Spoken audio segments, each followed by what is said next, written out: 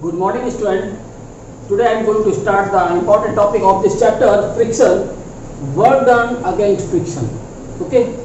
So in this topic, the first article, along horizontal surface, means we have to calculate the work done in displacing a body of mass m, which is lying over a rough horizontal surface.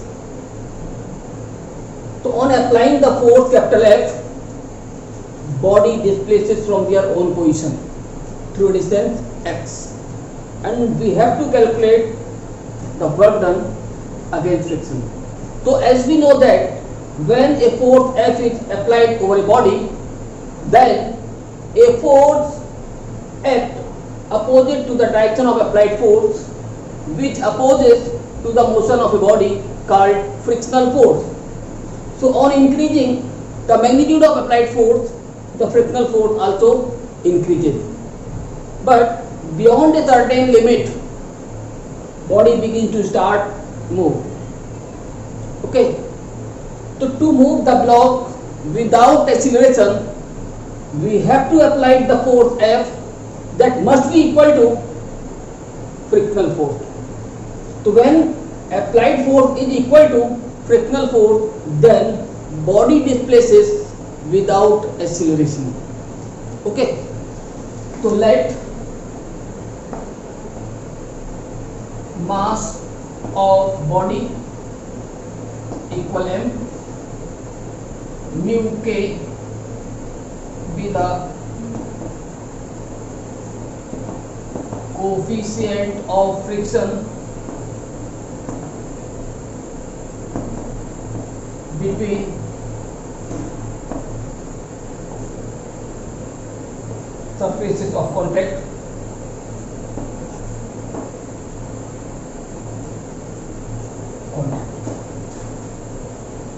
Therefore, frictional force between surfaces of contact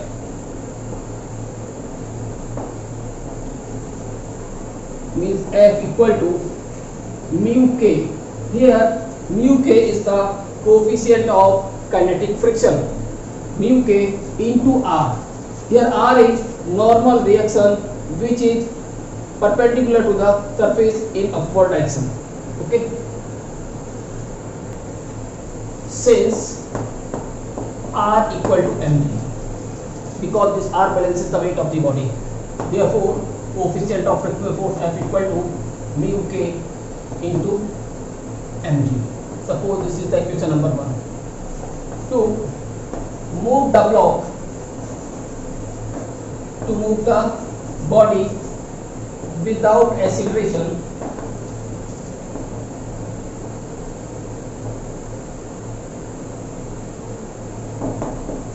a force F required if S is the distance moved, then work done is given by W equal to applied force into displacement, and this applied force is equal to frictional force, means mu mg into S. This is the required work done. Now in second part, we have to calculate the work done in moving a body along an inclined plane. Okay. Suppose it is an inclined plane. This inclined plane makes an angle theta with horizontal, and we have to move a body from A to B. Suppose at any instant body is at point, suppose this point O, and weight of this body acting vertically downward, and the reaction of the body always perpendicular to the surface means R. So on extending this line in backward direction, so this angle also equal to theta. On resolving the weight into two components, so one component mg cos theta means horizontal component along this line. So horizontal component always be in a direction from which it makes an angle theta. So horizontal component be in this direction, and vertical component act along the inclined plane in downward direction, which is equal to mg sin theta. Okay. So to move the block up the inclined plane, we have to apply the force capital F. So as the body begins to move in upward direction, then a frictional force comes into play between these two surfaces, which is equal to small f. Right? So first part of second case, when body moves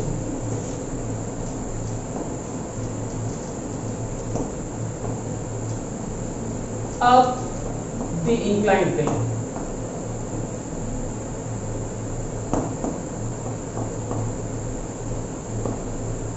Okay. So from figure, it is clear that R equal mg cos theta and F equal to frictional force equal to mu R. Here R is the normal reaction whose value is equal to mg cos theta. So F equal to mu mg cos theta. Okay. So one important thing you should keep in mind, the magnitude of applied force will be equal to sum of these two forces. Then body moves without acceleration. It means applied force will be equal to mg sin theta plus F. Now substituting the value of frictional force to mg sin theta plus mu mg cos theta. Okay. Now F equal mg common inside the bracket sin theta plus mu k into cos theta. Okay. So this is the applied force. If S is the distance moved, then work done is given by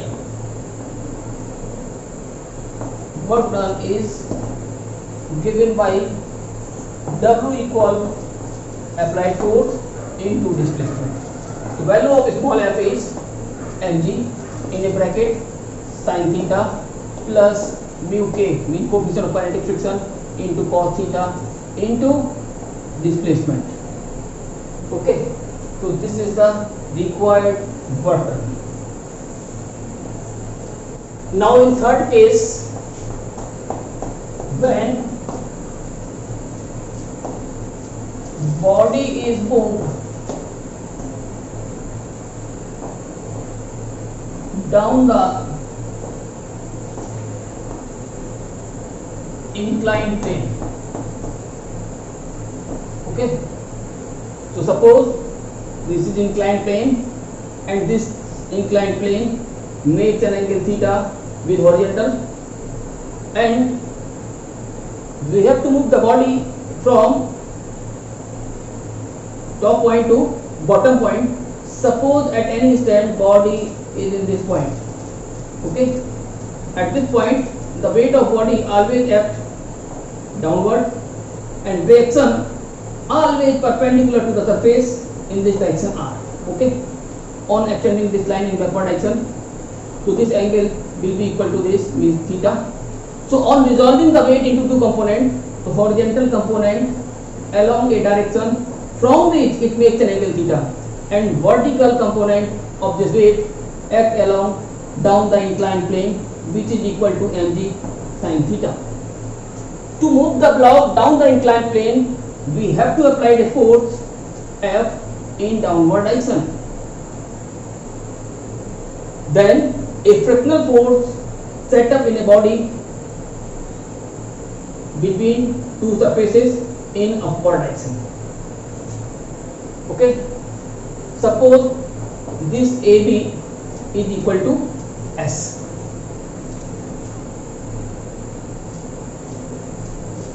So in this figure, R equal to mg cos theta, because this R balances the horizontal component of the waist, and frictional force always equal to F equal to mu R. Now substitute the value of R, mu into mg cos theta. Okay.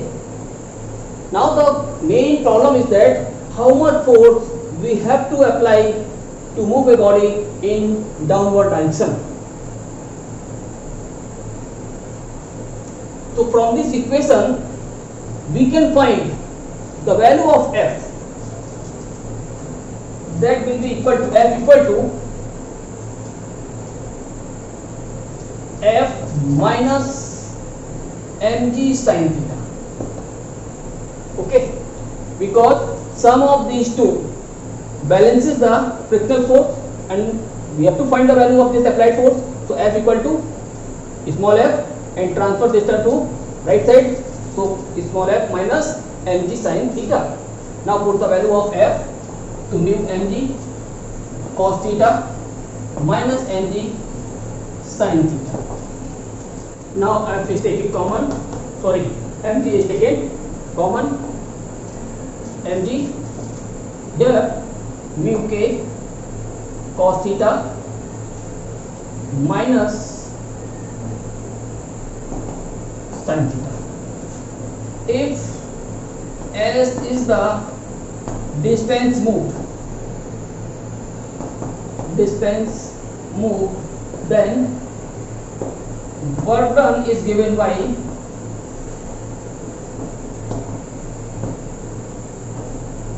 W equal to applied force into displacement.